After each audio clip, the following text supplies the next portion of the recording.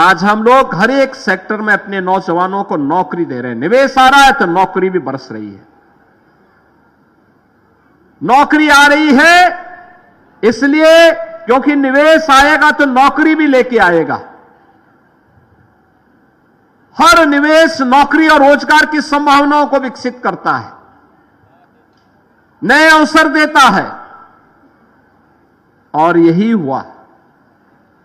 अब याद करिए, 15 लाख करोड़ रुपए के जो निवेश प्रस्ताव जमीनी धरातल पर उतरे हैं, ये 15 लाख करोड़ रुपए के निवेश के प्रस्तावों के माध्यम से हम लोगों ने प्रदेश के अंदर 1.5 करोड़ नौजवानों को सीधे सीधे नौकरी की स्थिति वहां पर पैदा की है।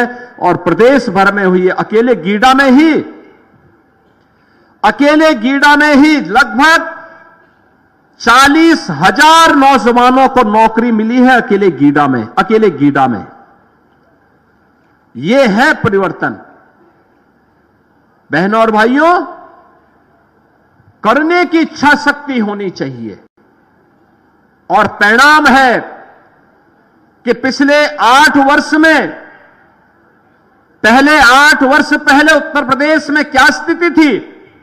पहले प्रदेश में होता था जाति के नाम पे लड़ाओ, भाषा और क्षेत्र के नाम पर बांटो, तुष्टीकरण की नीति पर चल करके अराजकता पैदा करो, उत्तर प्रदेश के सामने पहचान का संकट पैदा करो, वैमनस्यता पैदा करके उत्तर प्रदेश में कर्फ्यू जैसा माहौल पैदा करो। यही पिछली सरकारों की सोच थी।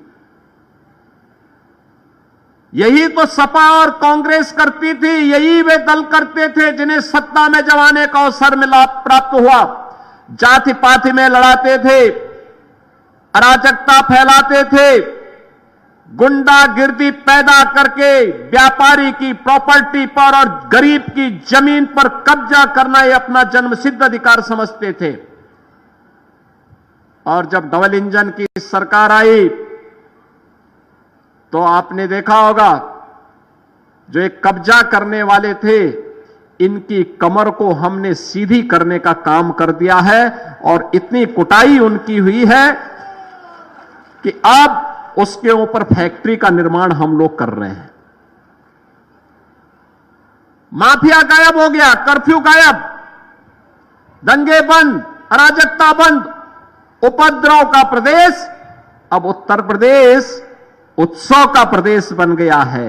परिणाम है, उत्तर प्रदेश आज कानून व्यवस्था और सुरक्षा की दृष्टि से देश के अंदर एक मॉडल स्टेट के रूप में अपने आप को स्थापित करने में सफल हुआ। सुरक्षा का माहौल कैसे होना चाहिए, लोग उत्तर प्रदेश का आज उदाहरण देते हैं। अपराधियों और माफियाओं के खिलाफ कार्रवाई कैसे होनी चाहिए, आज उदाहरण उत्तर प्रदेश का लोग देते हैं। सुरक्षा का बेहतर वातावरण हुआ, अन्नदाता किसानों के साथ सीधे संवाद हुआ, जमीन का उन्हें अच्छा मुआवजा देना प्रारंभ हुआ,